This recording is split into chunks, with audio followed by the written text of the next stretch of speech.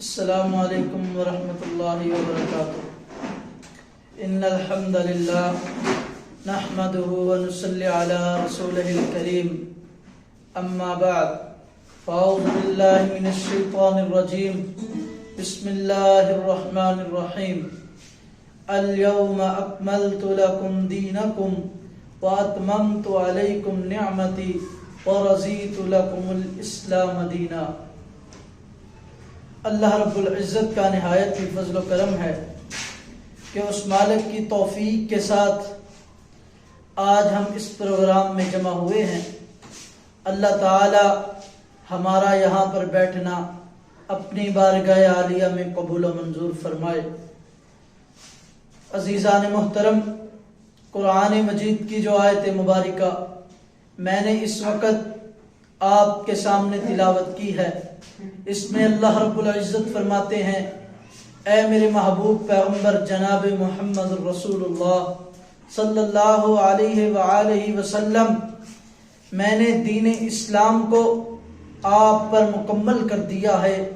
حضرات محترم، جب دین اسلام مکمل ہو گیا، امام کائنات علیہ الصلاۃ والسلام نے ہمیں زندگی کے ہر موڑ پر جب دین اسلام سمجھا دیا، سکھلا دیا، اور جو کائنات کے رب کی طرف سے آیا تھا، امام الانبیاء جناب محمد رسول اللہ صلی اللہ علیہ وآلہ وسلم نے ہمیں بتلا دیا، تو ہمیں چاہیے کہ ہم اس پیغمبر کی امت ہیں، اور جو نبی دے دے اسے لے لیں، اور جہاں سے منع کر دے وہاں سے منع ہو جائیں، جہاں پر اللہ کے رسول بٹھا دیں وہاں پر بیٹھ جائیں، اور جہاں پر کھڑا کر دیں ہم کھڑے ہو جائیں۔ یہی امام الانبیاء جناب محمد الرسول اللہ صلی اللہ علیہ وآلہ وسلم کی اتباع ہے۔ تو آئیے، ہمارے ہاں ایک بہت اہم مسئلہ ہے کہ جو خاص طور پر شعبان میں کیا جاتا ہے، شعبان کی 15ویں رات، جسے شب برات بھی کہا جاتا ہے۔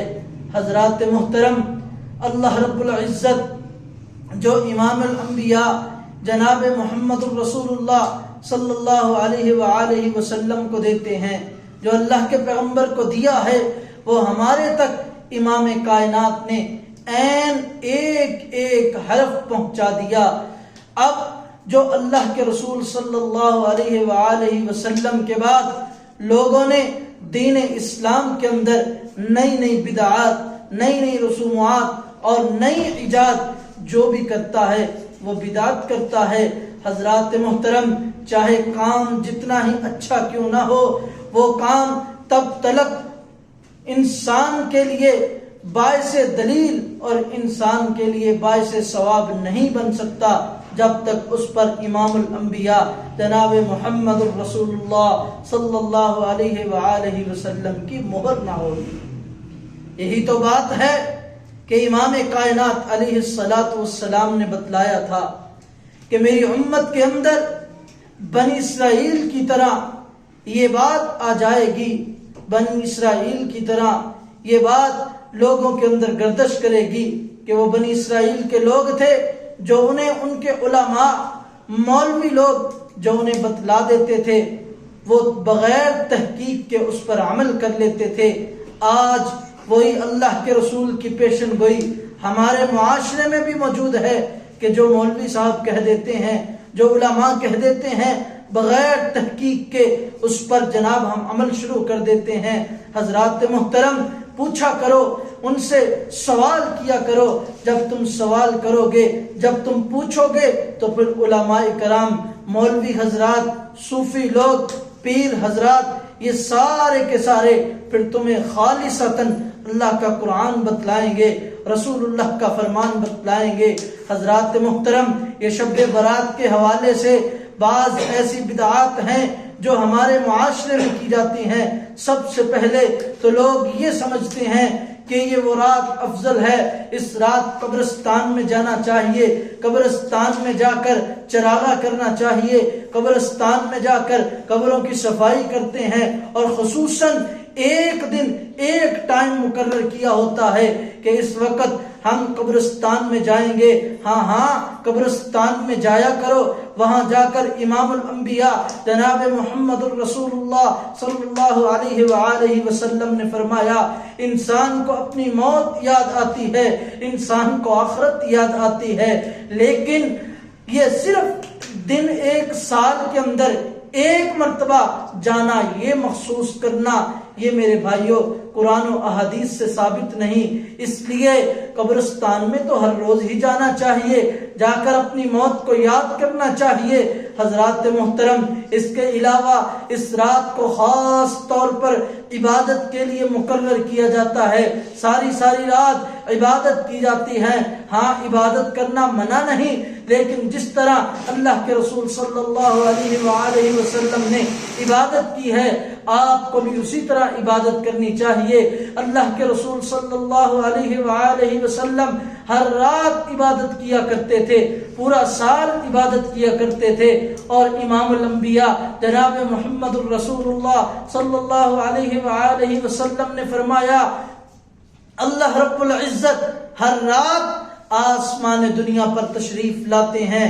حضرات محترم, اسی لیے رات کے آخری حصے میں آپ اپنے رب سے جو مانگو گے اللہ تمہیں عطا کرے گا.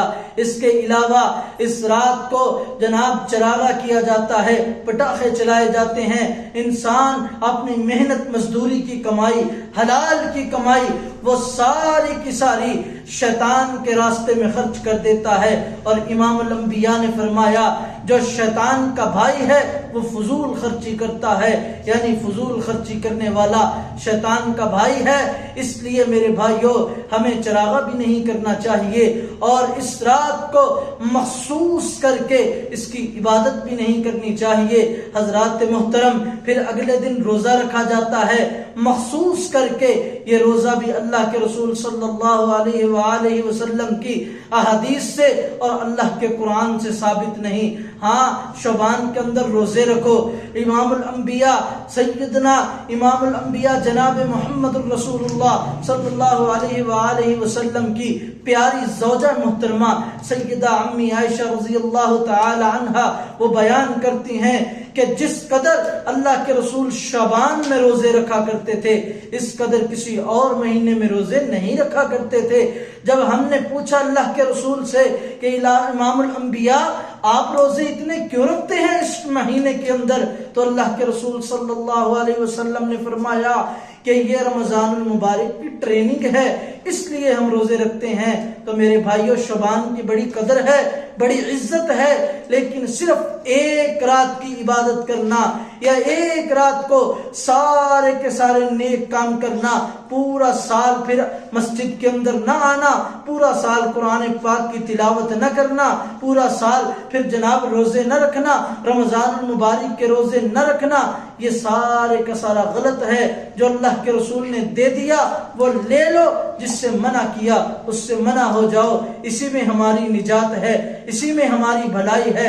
اگر تم اللہ اور اللہ کے رسول کی بتلائی ہوئی احادیث اور قوانین کے ساتھ اپنی زندگی کو گزارو گے تو انشاءاللہ اللہ دنیا و ما فیہا میں عزت عطا فرمائے گا, اور اللہ کے رسول صلی اللہ علیہ وآلہ وسلم کے ساتھ ہمیں انشاءاللہ کل قیامت کے دن جنت الفردوس کا داخلہ نصیب فرمائے گا.